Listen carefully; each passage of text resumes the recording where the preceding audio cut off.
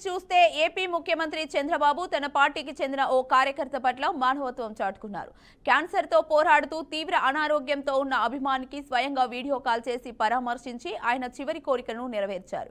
Rajahmundry rural నియోజకవర్గంలోని మోరంపూడి జంక్షన్కు చెందిన ఆకుల కృష్ణ మొదటి నుంచి తెలుగుదేశం పార్టీకి వీరాభిమానిగా ఉన్నారు.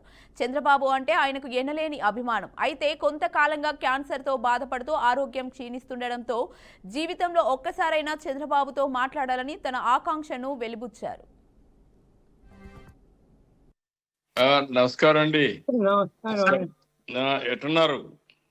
ఏమో లేదండి, 4 నెలల నుంచి అన్నం ఏమీ లేదండి, తింటలేదండి. అదేనా? ఘనపదార్థాలు ఏమీ తింటలేదండి. అదేమ్మా బాబు ఎక్కడ జిఎస్ఎల్ స్వతంత్రాలో చూపించామండి. అదే సార్, కీమోథెరపీస్ చేశారండి ఇప్పుడు దాకా. అంటే ఏజ్ 88 కదా సార్, ఇంకా బాడీ సపోర్ట్ ఇవ్వదు కీమోథెరపీస్ కి అని చెప్పారు సార్. అందుకని చెప్పేసి ఇంకా సపోర్టివ్ ట్రీట్మెంట్ చేస్తున్నాం సార్. అదేమ్మా ధైర్యంగా ఉండండి. నేను అదేదైనా ఉంటే బిల్స్ అని నాకు పంపించు. సరే సార్, అవన్నీ రీఎంబర్స్ చేస్తాను. సరే సార్, ధైర్యంగా ఉండు. God is there. Okay sir, మనకు తప్పకుండా న్యాయం జరుగుతుంది. ధైర్యంగా ఉండని చెప్తాను. నువ్వేం చేయాలి అన్ని చేయండి. సరే నాకు ఆ బిల్స్ అనే పంపండి, నేను చూసుకుంటాను. సరే sir, okay sir, thank you sir. ధైర్యంగా ఉండండి. మేము అందరం ఉన్నాం, ధైర్యంగా ఉండండి. Sir he is a very huge fan of you sir, మీ అడ్మైరర్ సార్. మంచివాడు కూడా కష్టాలు వస్తూ ఉంటాయి. ధైర్యంగా ఉండండి మా, we are all with you. CM Revanth Reddy సోమవారం మరోసారి ఢిల్లీ వెళ్లనున్నారు. 2 రోజుల పాటు ఢిల్లీలోనే ఉండనున్నారు. ఈ పర్యటనలో ఆయన కాంగ్రెస్ పార్టీ అధిష్టానంతో పాటు పలువురు కేంద్ర మంత్రులతో భేటీ అయ్యే అవకాశం ఉంది. రాష్ట్రంలో యూరియా కొరతతో రైతులు తీవ్ర ఇబ్బంది పడుతున్నారు. ఈ నేపథ్యంలో ఆయన కేంద్ర మంత్రి జేపీ నడ్డాతో భేటీ అయి రాష్ట్రానికి రావాల్సిన ఎరువుల కోటా విడుదల కోసం విజ్ఞప్తి చేయనున్నారు. అలాగే మెట్రో 2వ దశ విస్తరణ, డిపిఆర్, ఆర్ఆర్ ఉత్తర దక్షిణ భాగం అంశాలపై కేంద్ర మంత్రులను కలిసి చర్చించనున్నట్లు సమాచారం. కాగా రేవంత్ రెడ్డి సీఎం అయినప్పటి నుంచి ఢిల్లీ వెళ్లడం ఇది 47వ సారి.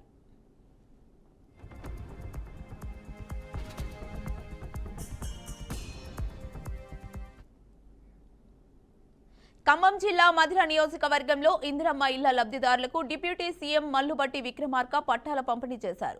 ఎవరు ఎన్ని కుట్రలు చేసినా తాము చేపట్టిన సంక్షేమ పథకాలు ప్రజల మనసులు గెలుస్తాయని ఆయన అన్నారు. రాష్ట్రంలో 1 కోటికి పైగా కుటుంబాల మధ్య 93 లక్షల కుటుంబాలకు ఏదో ఒక సంక్షేమ పథకం అందుతోందని తెలిపారు. ఇందిరమ్మ ప్రభుత్వ లక్ష్యం ప్రతి పేద కుటుంబానికి మద్దతుగా నిలబడమేనని డిప్యూటీ సీఎం స్పష్టం చేశారు. కాలం పైబడి అంటే ఒక 10 సంవత్సరాలు పైబడి తిరిగి ఇల్లు రావాలి అని అంటే ఇందిరమ్మ ప్రభుత్వం వస్తేనే తప్ప వాళ్ళకి ఇల్లు రాదు అని చెప్పి పెద్ద ఎత్తున ఇందిరమ్మ రాజ్యాన్ని తీసుకొని వచ్చినటువంటి ఓటర్ మహాశయులందరికీ, తద్వారా ఏర్పడినటువంటి ప్రభుత్వం చేత లబ్ధిదారులుగా ఈరోజు ఇందిరమ్మ ఇళ్లను పొందుతున్నటువంటి మీ అందరికీ, కుటుంబ సభ్యులందరికీ, పాత్రికేయ మిత్రులకి అందరికి కూడా ముందుగా నా హృదయం. ఒక రోజులో తీసుకున్న నిర్ణయం కాదు. 10 సంవత్సరాలు రాష్ట్ర వ్యాప్తంగా రాష్ట్ర కాంగ్రెస్ కమిటీ అధ్యక్షుడిగా పనిచేసినటువంటి ఆనాటి అధ్యక్షుడు రేవంత్ రెడ్డి గారు, సిఎల్పి లీడర్గా, ప్రతిపక్ష నాయకుడిగా నేను రాష్ట్ర వ్యాప్తంగా అనేక ప్రాంతాలు పర్యటన చేశాం. వారు కొన్ని చోట్ల పాదయాత్ర చేస్తూ బహిరంగ సభలు పెట్టారు. నేనేమో ఆదిలాబాద్ నుంచి ఖమ్మం వరకు ఒక సుదీర్ఘ పాదయాత్ర చేశాను. నేను దాదాపు 4 నెలల్లో ఒక మండు టెండలు నడిచిన ప్రతి దగ్గర, కలిసిన ప్రతి ఊర్లో పేదల యొక్క బాధల్ని, ఇల్లు లేనటువంటి కుటుంబాల యొక్క సమస్యల్ని ప్రత్యక్షంగా విన్న తర్వాత ఆనాడే పొన్నూరులో జరిగిన దాడి ఘటనను వైసీపీ ఉద్దేశపూర్వకంగా రాజకీయం చేస్తోందని ఎమ్మెల్యే ధూళిపాల నరేంద్ర తీవ్ర ఆరోపణలు చేశారు. ప్రభుత్వంపై బురద చల్లి అప్రతిష్ట పాలు చేసేందుకే వైసీపీ ఈ విధంగా వ్యవహరిస్తోందని ఆయన విమర్శించారు. ఈ ఘటన వెనుక పెద్ద కుట్ర దాగి ఉందని నరేంద్ర అన్నారు. దాడికి గురైన నాగమల్లేశ్వరరావుపై దాడి జరిగిన రోజు ఆ ప్రాంతంలో వైసీపీ కార్యకర్తలు కాపు కాశారని ఆయన ఆరోపించారు. నిజానికి టీడీపీ నేతలు బండ్లమూడి బాబురావు, అశోక్లపై దాడి చేయడమే వారు అసలు ప్రణాళిక అని, ఈ మేరకు వైసీపీ వర్గీయులు కుట్ర పన్నారని తెలిపారు. దాడి జరిగిన తర్వాత గాయపడిన వ్యక్తిని గుంటూరు ప్రభుత్వ ఆసుపత్రికి తరలించారని పోలీసులు ప్రయత్నించారని, అయితే వైసీపీ నేతలు కావాలని అడ్డుపడి ప్రైవేట్ ఆసుపత్రికి తీసుకెళ్లారని ధూళిపాల వివరించారు.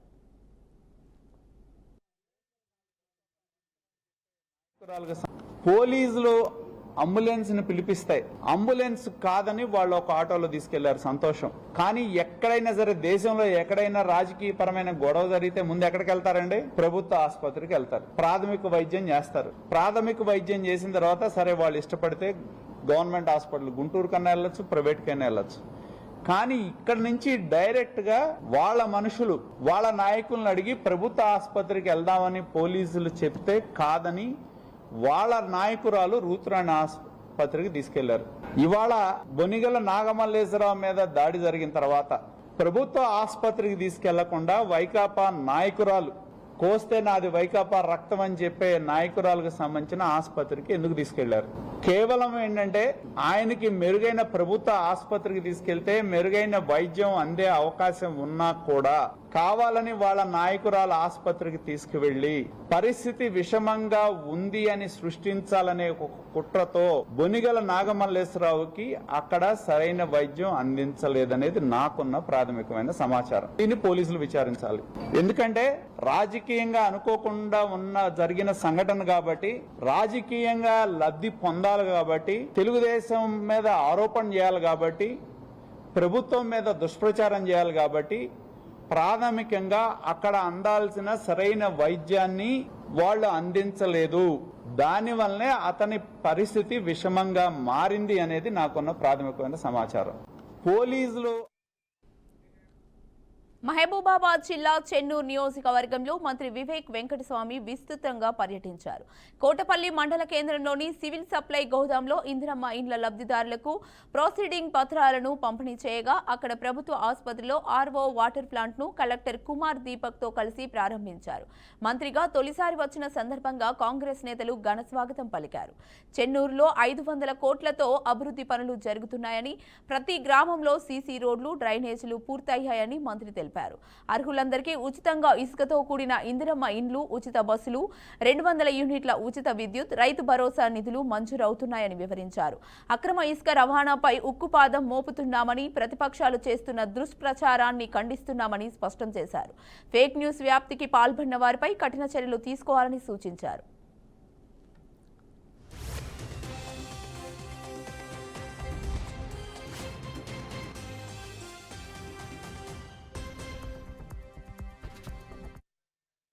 మీకు 200 యూనిట్లు ఫ్రీ ఇవ్వాలి, మీకు సన్న బియ్యం ఇవ్వాలి, గ్యాస్ సిలిండర్ 500 రూపాయలు ఇవ్వాలి. అన్ని కార్యక్రమాలు ఎందుకు తీసుకుంటున్నారు? పేద ప్రజలకు రాష్ట్ర ప్రభుత్వం ద్వారా మీకు మంచి మేలు కావాలని చెప్పి రేవంత్ రెడ్డి గారు, కాంగ్రెస్ ప్రభుత్వము ఈ కార్యాచరణ తీసుకుంటారు. మంచి విషయమా కదా? అది చెప్పండి, ఎవరు కొట్టలేరు. అంటే ఏదైనా మాట్లాడి కొడితే మాకు కూడా కొంచెం మోటివేషన్ ఉంటుంది. అని ఇంకెక్కువ పని చేయాలి, మా ప్రజలకు ఇంకా సేవ చేయాలని చెప్పి మాకు కూడా సంకల్పం వస్తుంది. అవునా కదా? అయితే మీరు మంచిగా చెప్పబడుతున్నప్పుడు 2 విషయాలు. ఈ ప్రొసీడింగ్స్ లా మీరు ఒక విషయం గమనించాలి. 600 స్క్వేర్ ఫీట్ కట్టాలి. ఒక్క స్క్వేర్ ఫీట్ కూడా ఎక్కువైందనుకో కంప్యూటర్ ఒప్పుకోదు. కంప్యూటర్ ఒప్పుకుంటుందా? నేను నాయకులు చెప్తే కంప్యూటర్ ఒప్పుకుంటుందా? మీరు నాయకుల దగ్గర పోకండి. నాయకుల దగ్గర పోతే వాళ్ళు నా దగ్గరకు వస్తారు. వాళ్ళ టైం వేస్ట్, నా టైం వేస్ట్. కంప్యూటర్ అయితే మీకు బిలియన్. మీరు 600 స్క్వేర్ ఫీట్లనే కట్టు, మీకు ఇల్లు కట్టియాలి.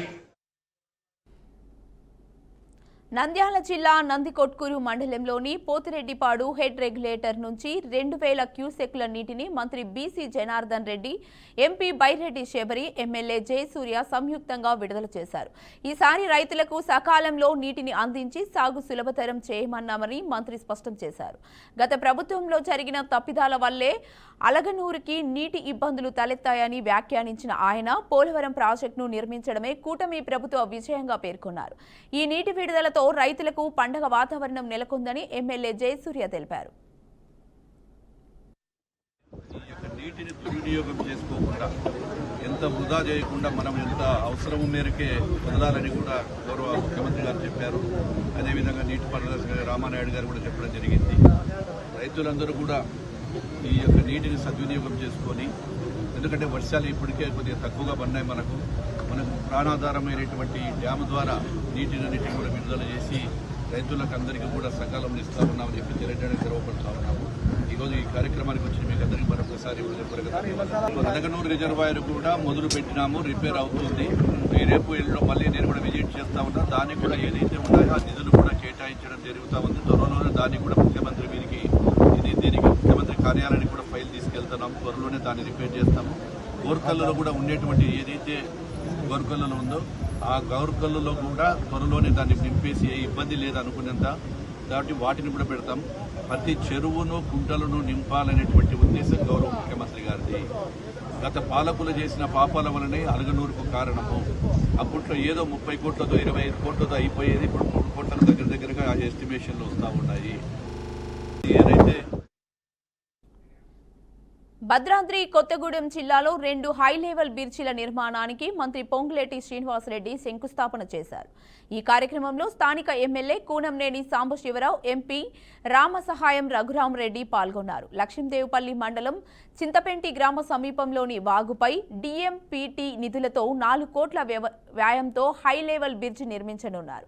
ఇందిరమ్మ ప్రభుత్వంలో రాష్ట్ర వ్యాప్తంగా అభివృద్ధి కార్యక్రమాలు వేగంగా కొనసాగుతున్నాయని పొంగులేటి శ్రీనివాసరెడ్డి తెలిపారు.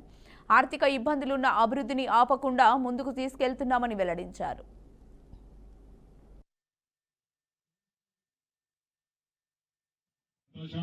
ఇప్పుడే 400 లక్షల రూపాయలతో బ్రిడ్జికి హై లెవెల్ బ్రిడ్జికి శంకుస్థాపన చేసుకున్నాం.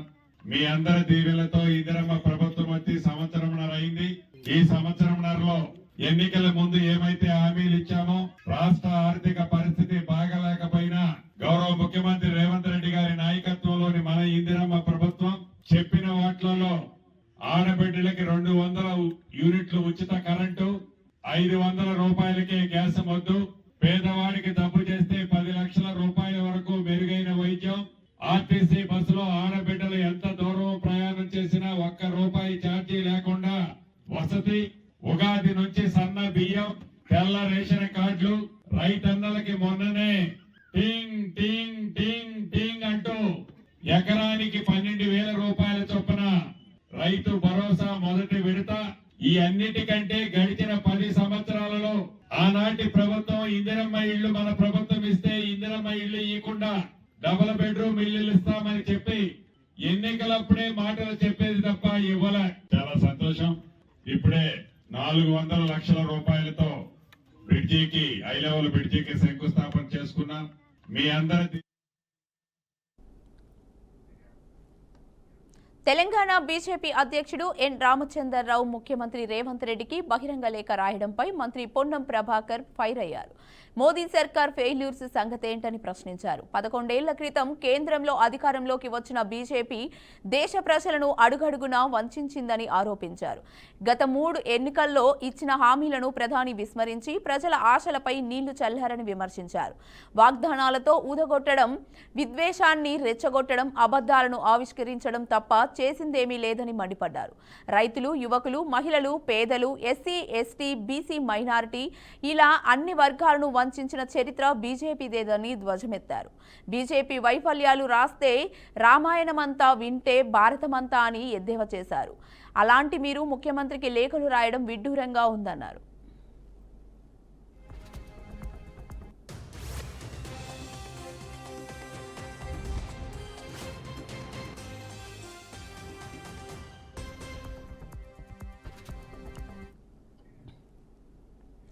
బీఆర్ఎస్ పై కోపంతో రైతుల మీద కాంగ్రెస్ సర్కార్ కక్ష సాధిస్తుందని మాజీ మంత్రి హరీష్ రావు అన్నారు. తమపై నిందలు వేయడానికే ప్రభుత్వం ఉందా?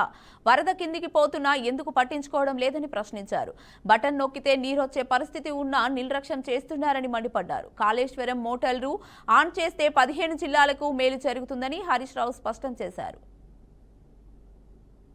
నెల రోజులు దాటింది కానీ ఇప్పటికీ మోటార్ లాంచ్ చేయలేదు. అంటే వీళ్ళకి ఎంత నిర్లక్ష్యం. అంటే వరద నీళ్లను ఎత్తిపోసుకోకపోతుంటే, కళ్ళ ముందు నీళ్లు పోతుంటే పట్టించుకోకపోతే ఇది నేరపూరిత నిర్లక్ష్యం అవుతుంది, క్రిమినల్ నెగ్లిజెన్స్. అంటే మీరు రాష్ట్ర ప్రయోజనాలు బట్టవు, రైతు ప్రయోజనాలు బట్టవు, కేవలం రాజకీయాలేనా? పొద్దున్న లేస్తే బీఆర్ఎస్ మీదనో కేసీఆర్ గారి మీదనో నీలాప నిందలు వేయడమే మీ డ్యూటీయా? ప్రభుత్వం దేనికోసం ఉన్నది? ప్రజల అవసరాలను, ఈ రాష్ట్ర అవసరాలను మీరు ఒడిసి పట్టుకునే బాధ్యత మీకు లేదా? కళ్ళ ముందు నీళ్లు కనబడుతుంటే మీలో చలనం ఎందుకు లేదు అని చెప్పి ఈరోజు మేము ప్రశ్నిస్తా ఉన్నాం. ఇవాళ మేడిగడ్డ బ్యారేజీ మొత్తం గేట్లు తెరిచి ఉన్నా కన్నేపల్లి పంప్ హౌస్ నుంచి మోటార్లు ఆన్ చేసి నీళ్లు తీసుకునే అవకాశం ఉంది. మీరు మేడిగడ్డలో 2 పిల్లర్లు గుంగినాయని మొత్తం గేట్లు ఓపెన్ పెట్టింది. మేడిగడ్డ బ్యారేజ్ అన్ని గేట్లు ఓపెన్ ఉన్నా కూడా కన్నేపల్లి పంప్ హౌస్ నుంచి నీళ్లు తీసుకునే అవకాశం ఉంది. ఇది మేం చెప్తున్న మాట కాదు, స్వయంగా ఇంజనీర్లు కూడా చెప్తా ఉన్నారు. అయినా ఈ ప్రభుత్వం కావాలనే ఇలా మోటార్లు ఆన్ చేయకుండా రైతులను గోసబుచ్చుకుంటా ఉన్నారు. ఇవాళ పంప్ హౌస్ మోటార్లు ఆన్ చేస్తే గోదావరిలో వచ్చిన వరద వచ్చినట్టు నీళ్లు తెచ్చుకునే అవకాశం ఉంది. కనేపల్లి పంప్ హౌస్ ఆన్ చేస్తే రోజుకు 2 TMCల నీళ్లను తెచ్చుకునేటువంటి అవకాశం ఉంది.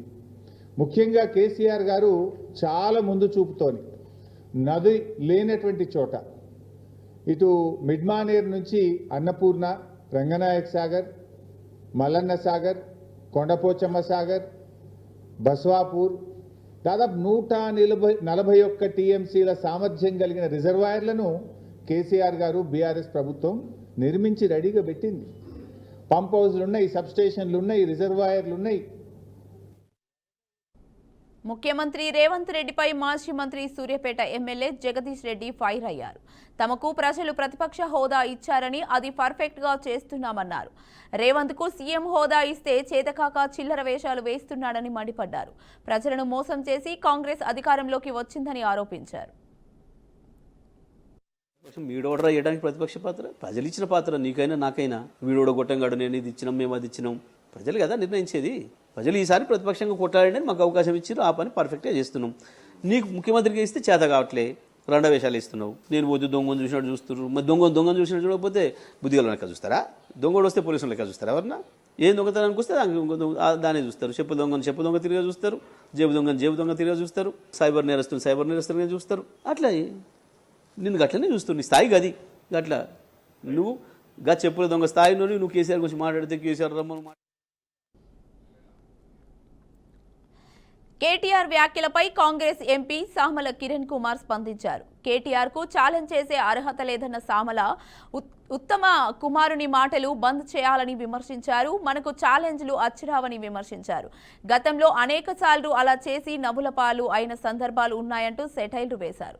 చర్చల కోసం ప్రెస్ క్లబ్బులు రమ్మన్న కేటీఆర్ మళ్లీ అది దూరం ఉందని చెప్తాడని అన్నారు. ఉత్తర కుమారుని మాటలు బంద్ చేయండి. మనకు ఛాలెంజ్లు వచ్చిరావు. గతంలో కూడా ఛాలెంజ్లు చేసిన సందర్భాలు ఉన్నాయి, మనం తప్పించుకోపోయినటువంటి సందర్భాలు కూడా ఉన్నాయి. ఒకసారి గుర్తుకు ఏమంటారా?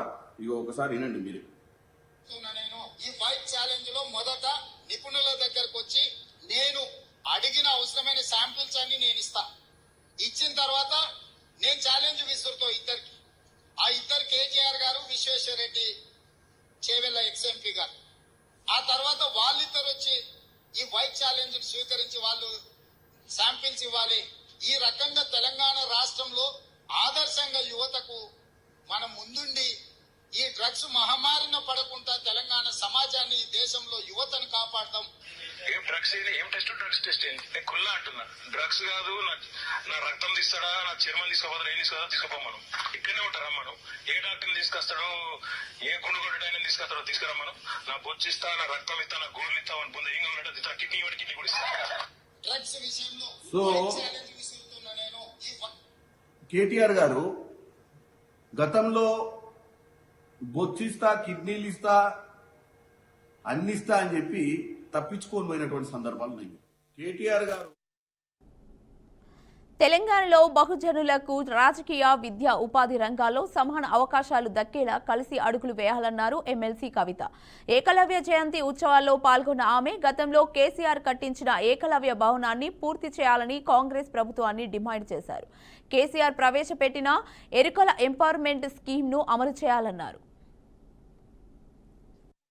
జరగకుండా మన స్థానం రాజకీయంగా మనకు వచ్చే విధంగా, మన స్థానం మనకు ఆర్థికంగా వచ్చే విధంగా ఉద్యోగ విద్యావకాశాల్లో వచ్చే విధంగా సమాజానికి పాటుపడుతూ తెలంగాణలో అందరం కూడా కలిసి ముందుకు అడుగు వేయాలని చెప్పి ఈ సందర్భంగా పిలుపునిస్తూ ఉన్నాను. దానికోసం నా వంతు ప్రయత్నంగా నేను మీ అందరినీ కలుపుకొని పోయి అనేక ఉద్యమాల్లో మనం ఇవాళ పాల్పంచుకుంటూ ఉన్నాము. మీరు చెప్పినట్టుగా కేసీఆర్ గారు ఆనాడు కట్టించినటువంటి భవనం ఇవాళ కనీసం పూర్తి చేయలేని పరిస్థితులలో రాష్ట్ర ప్రభుత్వం ఉండడం చాలా దారుణం. ఏకలవ్య భవనం తప్పకుండా త్వరితగతిన పూర్తి చేయాలని ముందుగా కాంగ్రెస్ ప్రభుత్వాన్ని నేను డిమాండ్ చేస్తూ ఉన్నాను. అదేవిధంగా మరి ఎస్ స్కీమ్ YES అంటే ఎరుకల ఎంపవర్మెంట్ స్కీమ్ అనేటటువంటి పథకాన్ని గౌరవ పెద్దలు కేసీఆర్ గారు ఆనాడు ప్రవేశపెట్టడం జరిగింది. దాన్ని ఇప్పుడు ప్రభుత్వం కంప్లీట్గా తుంగలోకి తొక్కింది. 2-3 సార్లు లెజిస్లేటివ్ కౌన్సిల్లో కూడా మీ తరఫున ఈ అంశాన్ని నేను ప్రస్తావించినప్పటికీ కూడా ప్రభుత్వానికి కనీసం చీమకుటి. గుంటూరు జిల్లా తాడేపల్లిలో ఎన్డీఏ ప్రభుత్వంపై రాష్ట్ర ప్రభుత్వ ఉద్యోగుల సంఘం అధ్యక్షుడు వెంకటరామరెడ్డి తీవ్ర విమర్శలు గుప్పించారు. కూటమి ప్రభుత్వం ఉద్యోగులపై శ్రద్ధను కోల్పోయిందని మండిపడ్డారు. ఎన్నికల ముందు ఎన్డీఏ కూటమికి ఉద్యోగులు విస్తృత మద్దతు తెలిపిన విషయాన్ని గుర్తు చేశారు. ఉద్యోగులకు చెల్లించాల్సిన బకాయిలను షెడ్యూల్ ఇచ్చి దశల వారీగా బకాయిలు చెల్లించాలన్నారు. జీవో 114 ప్రకారం మిగిలిపోయిన కాంట్రాక్టు ఉద్యోగులందరినీ రెగ్యులరైజేషన్ చేయాలని డిమాండ్ చేశారు. ఉద్యోగులు కూడా హామీలను చూసి చాలా సంతోషపడిపోయి కుటుంబ ప్రభుత్వానికి మద్దతు ఇచ్చిండ్రు, భారీగా మద్దతు ఇచ్చిండ్రు. కుటుంబ ప్రభుత్వం గెలిచింది, అధికారంలోకి వచ్చింది. అధికారంలోకి వచ్చిన తర్వాత కూడా మా వాళ్ళు చాలా సంతోషపడి సంబరాలు చేసుకొని మిఠాయిలు పంచుకున్నారు. సరే మంచిది, ప్రభుత్వం వచ్చింది, అధికారంలో కూర్చున్నారు. 4 రోజులు గడిచిపోయింది. మా వాళ్ళు ఎదురు చూసిండ్రు ఏదైనా చేస్తారేమో అని. సరే ఇప్పుడే కదా వచ్చిండ్రు, కొద్ది కుదురుకోవడానికి టైం కావాలి ప్రభుత్వానికి కానీ సర్ది చెప్పుకొని మళ్ళీ ఎదురు చూసిండ్రు. 6 నెలలు అయిపోయింది. ఉద్యోగుల గురించి ఏ మాత్రం రెస్పాన్స్ లేదు. ఉద్యోగుల సమస్యల మీద ఏ మాత్రం పట్టించుకున్న పాపాన పోలేదు. సంక్రాంతికి ఏదన్నా డిఏ కానీ ఐఆర్ కానీ ఇస్తారనుకున్నారు. సంక్రాంతి పోయింది, ఉగాది పోయింది, రంజాన్ పోయింది, గుడ్ ఫ్రైడే పోయింది. కానీ సంవత్సరంలో ఉండే పండుగలు అన్నీ పోయినాయి. ఈ పండగకి ఇస్తారు, ఈ క్యాబినెట్లు ఇస్తారు, ఈ క్యాబినెట్లు ఇస్తారని చెప్పి ఉద్యోగులు ఎదురు చూడడం తప్ప ప్రభుత్వం నుంచి ఇంతవరకు కనీసం ప్రభుత్వం వచ్చి సంవత్సరం రోజులు అయితే సంవత్సరం రోజుల్లో ఒక్క జాయింట్ స్టాఫ్ కౌన్సిల్ మీటింగ్ కూడా అంటే ఉద్యోగ సంఘాలను పిలిచి మీ సమస్యలు ఏంటి అని అడిగిన పాపాన పోలే. సంవత్సరం రోజుల్లో ప్రభుత్వం ఉద్యోగులకు ఒక్క పని కూడా, ఒక్క చిన్న పని, ఒక్క డిఏ కనీసం సంవత్సరం రోజుల్లో ఒక్క డిఏ. 2 తెలుగు రాష్ట్రాల్లో 4 రోజుల పాటు పలు ప్రాంతాల్లో భారీ వర్షాలు పడతాయని వాతావరణ శాఖ హెచ్చరించింది. ముఖ్యంగా ఉత్తర తెలంగాణ వ్యాప్తంగా జూలై 6 నుంచి 9 తేదీల్లో తాజాగా ఏర్పడిన అల్పపీడనం కారణంగా ఉత్తర తెలంగాణలోని పలు జిల్లాల్లో భారీ నుంచి అతి భారీ వర్షాలు కురిసే అవకాశం ఉంది. ఆదిలాబాద్, కొమురంభీం, నిర్మల్, మంచిర్యాల, నిజామాబాద్, జగిత్యాల, పెద్దపల్లి, భద్రాద్రి కొత్తగూడెం జిల్లాల్లో భారీ నుంచి అతి భారీ వర్షాలు పడే అవకాశం ఉంది. జూలై 7 నుంచి 8 తేదీల్లో ఈ ప్రభావం ఎక్కువగా ఉండనుంది. ఆదిలాబాద్, కొమురంభీం, నిర్మల్, మంచిర్యాల జిల్లాల్లో కొన్ని చోట్ల అతి భారీ వర్షాలు కురిసే ఆస్కారం ఉన్నట్లు వాతావరణ శాఖ వెల్లడించింది.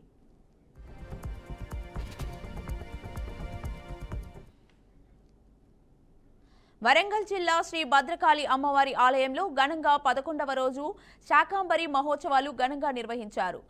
పావనమైన ఆదివారం నాడు తొలి ఏకాదశి కావడంతో ఆలయ ప్రాంగణం భక్తులతో కిటకిటలాడింది. ఉదయం ఘనక్రమం, సాయంత్రం నీల పతాక అలంకారంతో అమ్మవారు భక్తులకు దర్శనమిచ్చారు. శాకాంబరి మహోత్సవాల్లో భాగంగా ఆలయ ప్రతిష్ఠ పూజారుల ఆధ్వర్యంలో ప్రత్యేక పూజలు, హోమాలు చేశారు. ప్రత్యేకంగా అలంకరించిన అమ్మవారి విగ్రహాన్ని ధరించేందుకు భక్తులు భారీ సంఖ్యలో తరలివచ్చారు.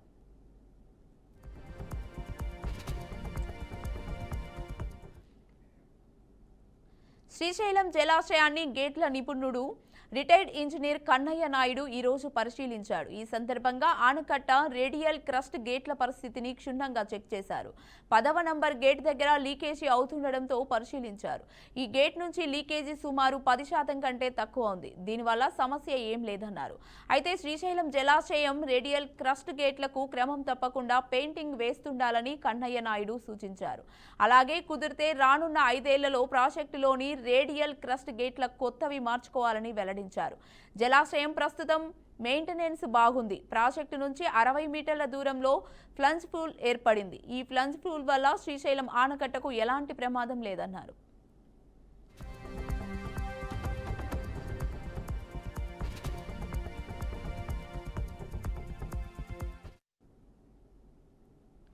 సిగాచి పరిశ్రమలో జరిగిన పేలుడు ఘటనలో మృతుల సంఖ్య 42కు చేరింది. ఇంకా 8 మంది కార్మికులు ఆచూకీ లేని స్థితిలో ఉన్నారు.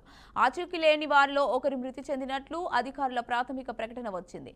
పటాన్చెరు ఏరియా ఆసుపత్రిలో గుర్తు తెలియని 2 మృతదేహాల్లో ఒకటి రామాంజనేయులుగాను మరో మృతదేహం అఖిల్ గాను గుర్తించడం జరిగింది. ప్రమాదం జరిగిన స్థలంలో అవశేషాల కోసం అన్వేషణ కొనసాగుతోంది. ప్రమాదానికి సంబంధించి ఇప్పటికీ 70కి పైగా శాంపిళ్లను పరీక్షకు పంపించారు. ఎముకలతో మ్యాచ్ అయిన చికెన్ సింగ్ కుటుంబ సభ్యుల DNA సాక్ష్యంతో మరింత స్పష్టం కావాల్సి ఉంది.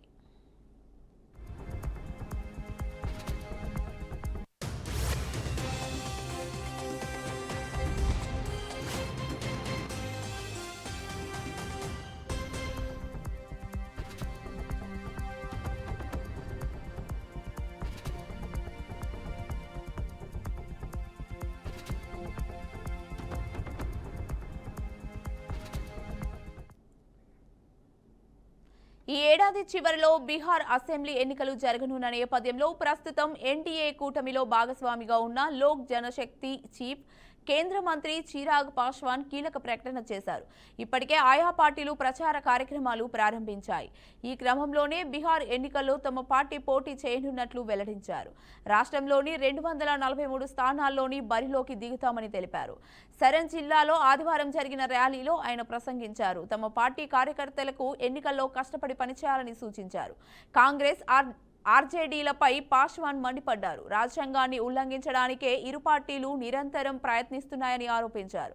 తాను బతికి ఉన్నంత కాలం వెనుకబడిన కులాలకు విద్యా ఉద్యోగాల్లో రిజర్వేషన్లను రద్దు చేయలేరని స్పష్టం చేశారు.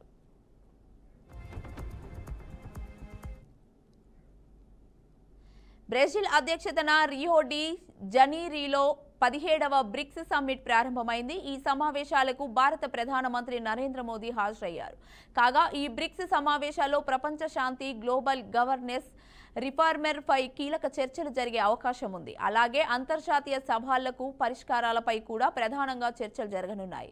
కాగా వచ్చే ఏడాది బ్రిక్స్కు భారతదేశం అధ్యక్షతన వహించనున్న నేపథ్యంలో ఈ సమ్మిట్కు ప్రాధాన్యత చోటు చేసుకుంది. అయితే భారత్ను కీలక భాగస్వామిగా అంతర్జాతీయ సముదాయం గుర్తించింది.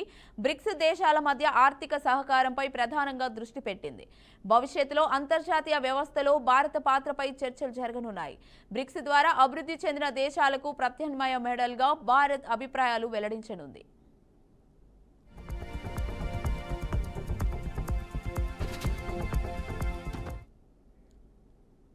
ఇవి ఇప్పటి వరకున్న బులెటిన్ అప్డేట్స్. మరిన్ని అప్డేట్స్ కోసం చూస్తూనే ఉండండి BRK న్యూస్ తెలుగోడి సత్తా.